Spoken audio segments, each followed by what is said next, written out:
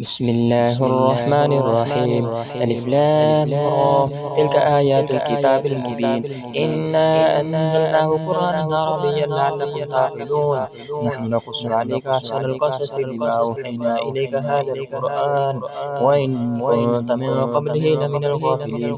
إذ قال يوسف لأبيه يا أبت إني رأيت 11 كوكبا والشمس والقمر رأيتهم لي ساجدين. قال يا بني لا تقصص رؤياك على إخوتك فيكيدوا لك كيدا إن الشيطان للإنسان عدو مبين.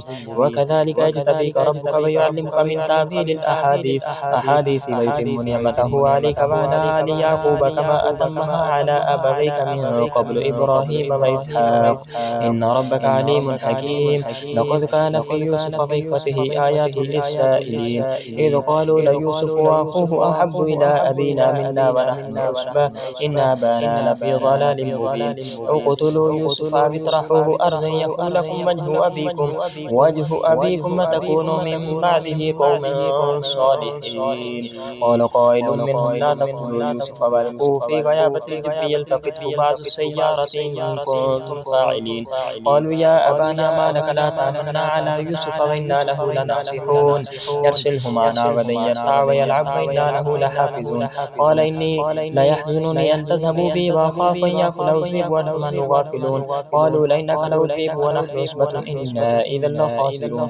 فلما ذهبوا به فأجمعوا أن يجعلوه في غيابة الجب وأوحينا إليه لتنبئنهم بأمرهم هذا وهم لا يشعرون. وجاءوا أباهم عشاء يبكون قالوا يا أبانا إنا ذهبنا نستبق وتركنا يوسف عند متاعنا فأكله الذئب وما أنت بمؤمن لنا ولو كنا صادقين.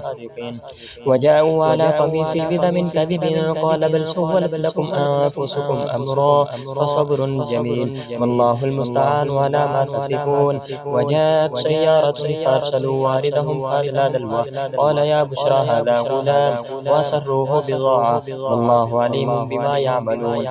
فشروه بثمن بخس دراهم معدودة وكانوا فيه من الزاهدين. وقال الذي اشتراه من مصر لامرأته يكرمي مثواه عسى أن ينفعنا أو نتخذه ولدا وكذلك مكنا ليوسف في الأرض ولنعلمه من تأويل الأحاديث والله غالب على أمره ولكن أكثر الناس لا يعلمون. ولما بلغ أشده آتيناه حكما وعلما وكذلك نجزي المحسنين. وراودته التي هو في بيتها عن نفسه وغلقت الأبواب وقالت فقالت هيت لك قال معاذ الله إنه ربي أحسن مثواي إنه لا يفلح الظالمون. ولقد همت به وهم بها لولا أن رأى برهان ربي كذلك لنصرف عنه السوء والفحشاء إنه من عبادنا المخلصين. واستبق الباب وقد قميصه من دبر والفياسي إلى لدى الباب قالت ما جزاء من أراد بذلك سوءا إلا أن يسجن وعذاب أليم. قال هي راودتني عن نفسي وشهد شاهد من أهلها إن كان قميصه قد من قبل فصدقت وهو من الكاذبين وإن كان قميصه قد من دبر فكذبت فهو من الصادقين.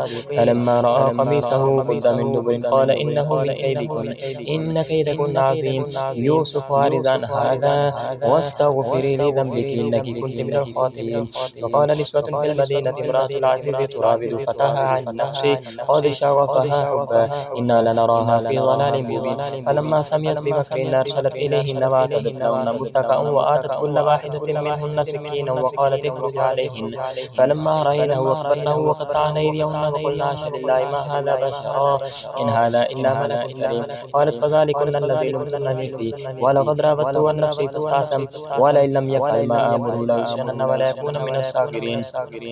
قال رب السجن أحب إلي مما يدعونني إليه وإلا تصرف عني كيدهن أصب إليهن وأكن من الجاهلين.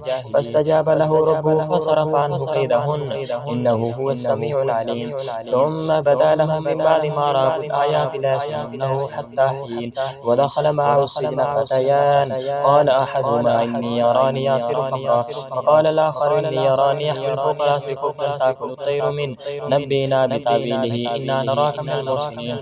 قال لا يأتيكما طعام ترزقانه إلا نبأتكما بتأويله قبل أن يأتيكما ذلكما مما علمني ربي إني تركت ملة قوم لا يؤمنون بالله وهم بالآخرة هم كافرون.